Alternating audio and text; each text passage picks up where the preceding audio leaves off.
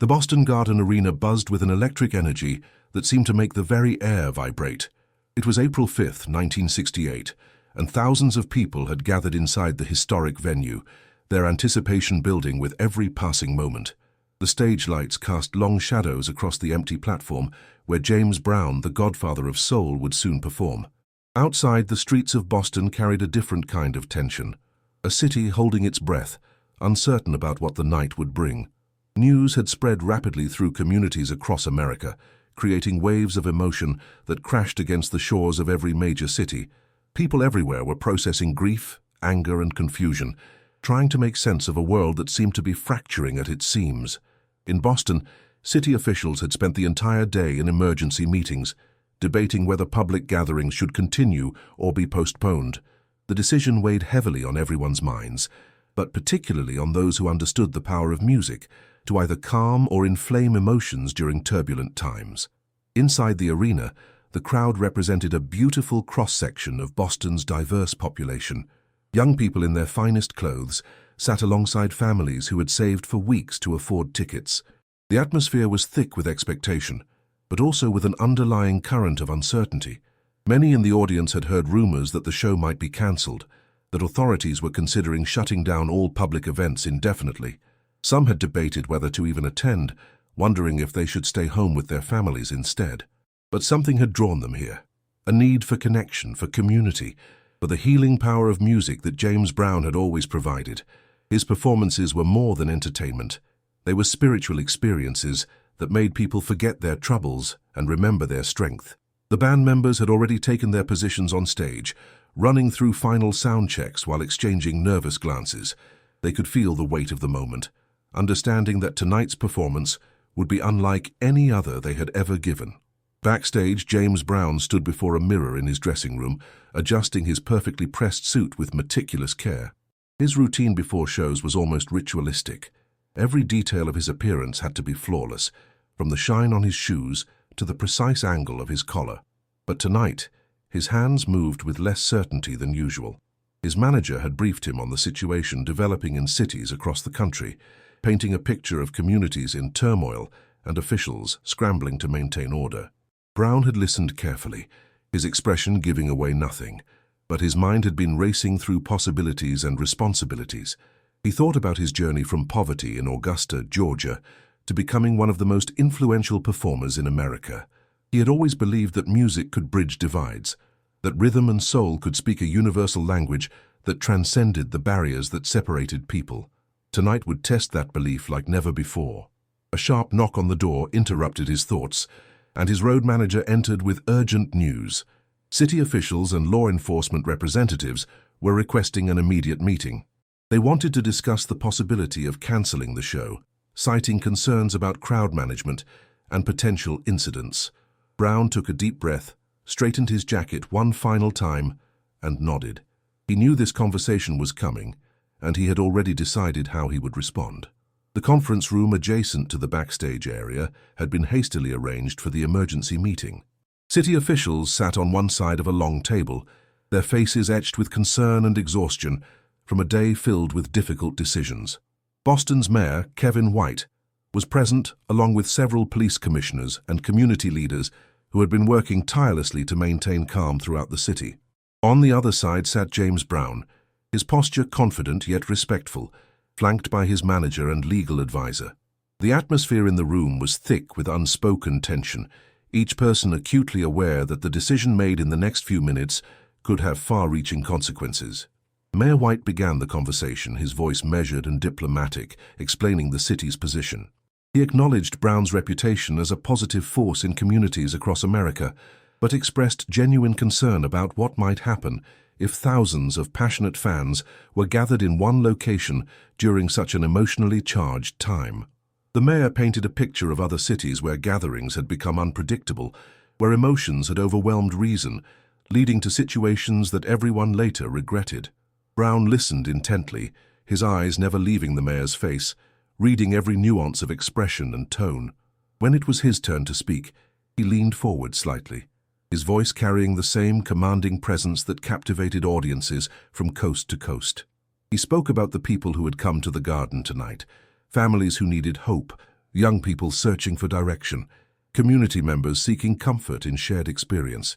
He explained that cancelling the show now would send a message of fear and division, potentially creating the very situation everyone hoped to avoid. His words were carefully chosen, balancing respect for the officials' concerns with unwavering conviction in his own understanding of his audience. Brown proposed an alternative solution, one that would address the city's concerns while still allowing the show to proceed. He suggested that the concert be broadcast live on local television stations, encouraging people to watch from their homes, while those already in the arena could stay and experience the performance. This way the music could reach even more people, spreading a message of unity and peace throughout Boston's neighborhoods. The mayor and his advisors exchanged glances, considering this unprecedented proposal. The discussion continued for nearly 40 minutes, with various officials raising questions and concerns that Brown addressed with patience and clarity. He spoke about his own experiences, growing up in challenging circumstances, how music had given him purpose and direction when the world seemed determined to limit his possibilities. He talked about the responsibility he felt toward his fans, particularly the young people who looked to him not just as an entertainer, but as someone who had overcome obstacles and achieved success through determination and talent. Brown emphasized that his presence on that stage tonight could be a calming influence, a reminder that there were constructive ways to channel emotion and energy. He promised to speak directly to the audience about the importance of peaceful expression and community solidarity. His conviction was so genuine, his understanding of the moment so profound, that even the most skeptical officials found themselves reconsidering their positions. Finally, Mayor White stood and extended his hand to Brown, agreeing to the television broadcast plan with one condition, that Brown would personally help maintain order if any situation began to develop in the arena. Brown shook the mayor's hand firmly, accepting the responsibility without hesitation. As the officials filed out of the room, Brown's manager approached him with a mixture of admiration and concern, asking if he truly understood the weight of what he had just promised to do. Brown turned to his manager with an expression of absolute certainty, explaining that he had been preparing for this moment his entire career. Every performance had taught him how to read an audience, how to sense their mood, and guide their energy through the power of music and presence. He spoke about the sacred trust between a performer and their audience, how people came to his shows not just to dance and sing, but to feel connected to something larger than themselves. Tonight that connection would be tested and proven stronger than fear or uncertainty. He would give everything he had on that stage, pouring every ounce of his soul into the performance, because he understood that music had the power to heal, to unite, and to remind people of their shared humanity. His manager nodded, recognizing the depth of Brown's commitment, and together they walked back toward the stage area where the band was waiting. The musicians had heard whispers about the meeting and were anxious to know the outcome. When Brown emerged and gave them a thumbs up, a collective sigh of relief swept through the group. But Brown quickly gathered them together, explaining the gravity of the situation and the importance of the performance they were about to give. This wasn't just another concert, it was a moment that would be remembered, a testament to the power of art to transcend difficult circumstances and bring people together. The band members listened intently as Brown outlined his vision for the show. He wanted every song to carry a message of hope and strength, every interaction with the audience to reinforce the bonds of community and mutual respect. He emphasized that their energy on stage needed to be both electrifying and controlled, powerful yet purposeful. The musicians had worked with Brown long enough to understand his perfectionism and his ability to rise to any occasion, but they could hear something different in his voice tonight, an even deeper sense of purpose that elevated the performance from entertainment to something approaching a sacred duty. As they took their positions on stage, each musician felt the weight of the moment settling on their shoulders. The horn section checked their instruments one final time. The drummer adjusted his seat and tested his kick drum. The bassist ran through a quick scale to ensure everything was in tune. Meanwhile, the stage manager was coordinating with television crews who were setting up cameras throughout the arena, preparing to broadcast the concert live across Boston. This technical challenge added another layer of complexity to an already unprecedented situation, but everyone involved understood that they were participating in something historic. In the audience, the mood had shifted from anticipation to confusion, and back again as rumors swirled about potential cancellations and last-minute changes. Some people had heard announcements about the television broadcast and weren't quite sure what it meant for those already in their seats. Would they still get to see the show in person? Were they expected to leave? The uncertainty created an undercurrent of restlessness that rippled through the crowd. But then the house lights began to dim, and a hush fell over the arena.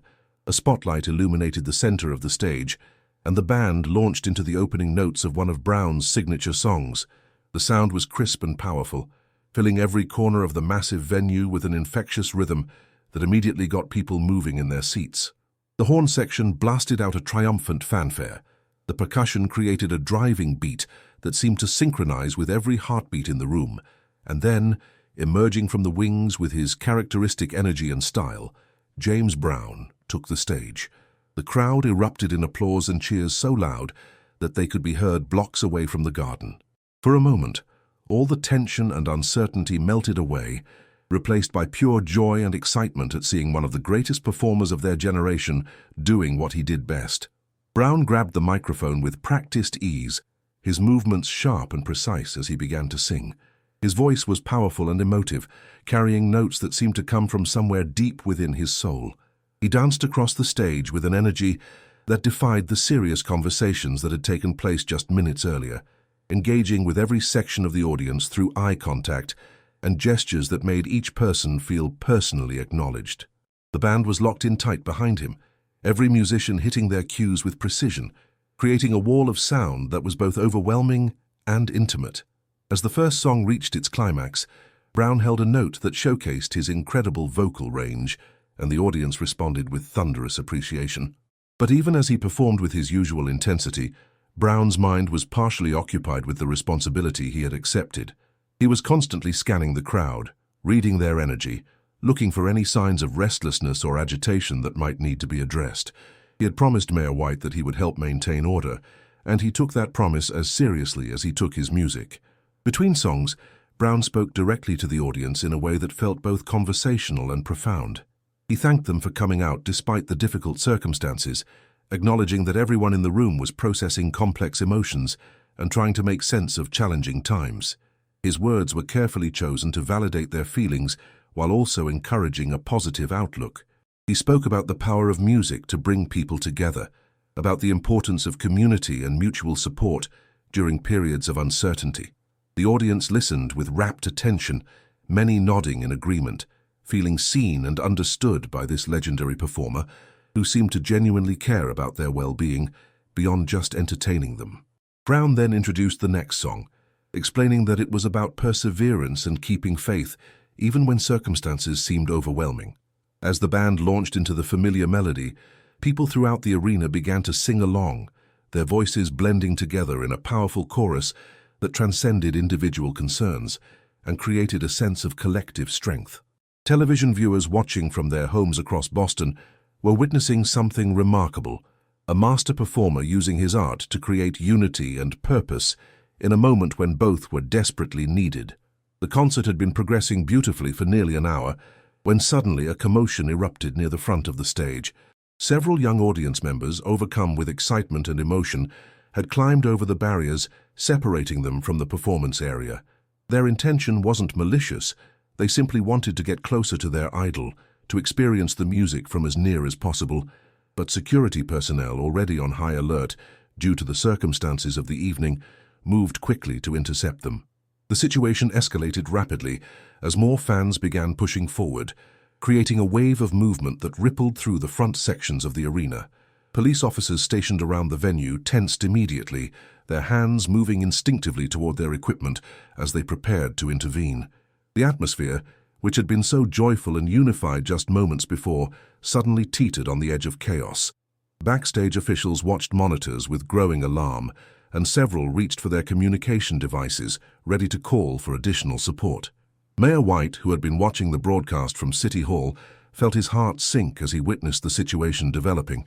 This was exactly the scenario everyone had feared, a moment where emotion could overwhelm reason, where a celebration could transform into something uncontrollable. But James Brown saw it differently. From his vantage point on stage, he could read the situation with the clarity that came from decades of performing. before crowds of all sizes and temperaments. These young people weren't looking to create problems. They were simply expressing their passion in the only way they knew how. He understood their energy because he had been channeling it through his music for his entire career. Without missing a beat in his performance, Brown signaled to his band to continue playing while he moved toward the edge of the stage. His movements were deliberate and calm, projecting confidence and control, even as the situation around him grew more tense. Security guards were attempting to physically remove the young fans who had made it onto the stage area, and Brown could see that their well-intentioned efforts were only adding to the confusion. He raised his hand in a gesture that commanded immediate attention, and to everyone's surprise, he spoke directly to the security personnel. His voice, amplified through his microphone, cut through the noise with undeniable authority. He asked them, respectfully but firmly, to step back and let him handle the situation. The guards hesitated, uncertain whether to follow protocol or defer to the performer's request. Brown repeated his instruction, this time with a warmth that made it clear he wasn't challenging their authority, but rather offering a better solution. The security personnel slowly backed away, creating space for Brown to address the young people directly. He knelt down at the edge of the stage, bringing himself to eye level with the fans who had climbed the barriers. His demeanor was neither angry nor permissive. It was the approach of someone who genuinely understood their perspective, while also recognizing the broader implications of their actions. He spoke to them like a mentor addressing students he cared about, acknowledging their enthusiasm and love for the music, while gently explaining why they needed to return to their seats. His words carried no condescension, only respect and genuine concern for their well-being and the well-being of everyone in the arena. He reminded them that they were all there together, sharing this special moment, and that keeping everyone safe was a responsibility they all shared. The young fans, faced with Brown's direct appeal and obvious sincerity, began to nod in agreement. They hadn't wanted to cause problems. They simply hadn't thought through the consequences of their actions in the heat of the moment. Brown extended his hand to help guide them back toward the audience area, and security personnel, taking their cue from his calm approach, assisted in helping everyone return safely to their original positions. As the immediate situation resolved, Brown stood and turned back to face the full arena. The band had continued playing a slow, steady groove throughout the entire interaction, creating a sonic foundation that kept the energy controlled and purposeful. Now, Brown raised the microphone to his lips and addressed the entire audience with an intensity that made every person feel like he was speaking directly to them. He talked about the power they all held in their hands, the power to choose how they responded to difficult moments, the power to lift each other up rather than tear things down, the power to show the world that music and community could triumph over fear and division. His voice carried the full range of his emotions, passion, concern, hope, and unwavering belief in the goodness of the people before him. He spoke about pride, not the kind that comes from arrogance, but the kind that comes from knowing your worth and refusing to let anyone or anything diminish it. He emphasized that they could express their feelings, celebrate their culture, and support each other without resorting to actions that would give critics ammunition or provide excuses for those who wanted to suppress their voices.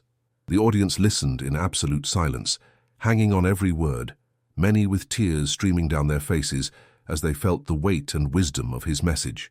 Then Brown did something unexpected. He asked everyone in the arena to look at the person sitting next to them, really look at them, and recognize that they were all in this together. He gave them a moment to do exactly that, and throughout the Boston Garden, strangers made eye contact with neighbors, friends squeezed each other's hands, and families held each other a little tighter. The simple act created an immediate sense of connection that transcended the individual and tapped into something collective and powerful. Brown then asked them all to make a promise, to themselves, to each other, and to their community, that they would leave the arena tonight committed to being forces for positive change. Not through destruction or despair, but through determination, excellence, and mutual support. The response was overwhelming. People began to stand, not in agitation but in affirmation, applauding not just for James Brown, but for each other and for the commitment they were making together. The sound of thousands of people clapping in unison created a thunderous rhythm that echoed through the building and out into the Boston night. Television viewers across the city witnessed this remarkable moment, many calling friends and neighbors to make sure they were watching, spreading the word that something truly special was happening at the Garden. Brown and his band launched into another song, this one even more energetic and uplifting than anything they had performed so far. The music seemed to carry new meaning now, every horn blast a declaration of resilience, every drum beat a pulse of collective strength. Brown's dancing became almost transcendent, his movements expressing joy and determination in equal measure. He worked the entire stage, making sure every section of the arena felt included in the experience. The audience responded with enthusiasm that was now channeled into pure celebration rather than restless energy. People danced in their seats and in the aisles, but there was an underlying sense of purpose to their movements, a recognition that they were participating in something meaningful. The band members fed off the energy, playing with a precision and passion that elevated the performance to legendary status. Each musician understood that they weren't just backing up a singer, they were participating in a moment of social and cultural significance that would be remembered for generations. As the concert moved into its final third, Brown continued to intersperse songs with brief moments of direct communication with his audience. He shared stories from his own life, talking about the obstacles he had faced and overcome, the people who had believed in him when he had little reason to believe in himself, and the responsibility he felt to use his success as a platform for positive influence. His authenticity was undeniable. This wasn't a rehearsed speech or calculated messaging, but rather the genuine expressions of someone who had lived through struggle and emerged with hard-won wisdom. He talked about the importance of education, encouraging the young people in the audience to take their studies seriously and see learning as a tool for empowerment.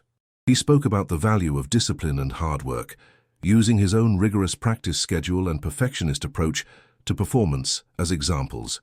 He emphasized that excellence was the best response to anyone who doubted their potential or tried to limit their opportunities. Every word resonated because it came from lived experience and because Brown delivered it with the same conviction he brought to his music. The final song of the night was carefully chosen for its message of hope and forward momentum. As the band played the opening notes, Brown gave everything he had left, his voice soaring over the instrumentation with raw emotion and technical brilliance. He danced across the stage with undiminished energy, despite having performed intensely for over 2 hours. The audience sang along with every word, their voices blending with Brown's in a powerful chorus that seemed to shake the very foundations of the Boston Garden. As the song built toward its climax, Brown held his final note with impressive breath control, sustaining it until the band brought the music to a perfectly synchronized conclusion. The arena erupted in applause that lasted for several minutes, a standing ovation that acknowledged not just the quality of the performance, but the significance of what everyone had experienced together. Brown bowed deeply, his face showing both exhaustion and satisfaction, knowing that he had fulfilled the responsibility he had accepted earlier that evening. He had promised Mayor White that he would help maintain peace, and he had done so not through force or authority, but through the power of music, authentic connection, and genuine leadership. As the house lights came up and people began to file out of the arena, the atmosphere was markedly different from what city officials had feared. Families walked together peacefully, discussing favorite moments from the concert. Young people who had been so energized earlier now channeled that energy into positive conversation about the experience they had shared. Police officers, who had been prepared for potential difficulties, found themselves with little to do except provide directions and wish people safe travels home. Throughout Boston's neighborhoods, those who had watched the broadcast on television stepped out onto their porches and stoops, greeting neighbors and discussing what they had witnessed. The concert had achieved something remarkable. It had provided a collective experience that brought people together rather than driving them apart, that offered hope rather than despair, that demonstrated the power of art to transcend difficult circumstances and remind everyone of their shared humanity.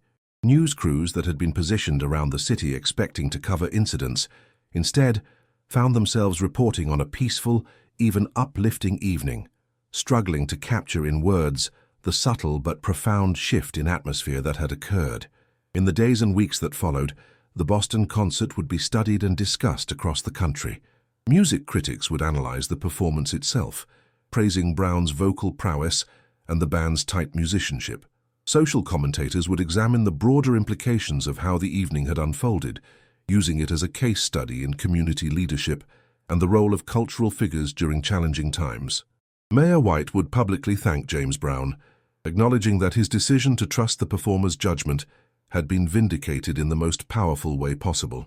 But perhaps the most meaningful responses came from ordinary people who had been there or watched from home. The thank you letters that arrived at Brown's management office, the stories people told about how the concert had affected them, the way parents used it as an example when teaching their children about dignity, responsibility, and the power of positive action.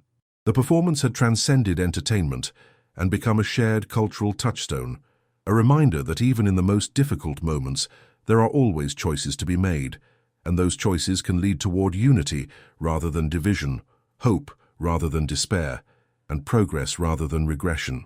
James Brown had walked onto that stage facing enormous pressure and uncertainty, but he had walked off, having demonstrated that music, when combined with authentic leadership and genuine respect for one's audience, could achieve something far more important than mere entertainment.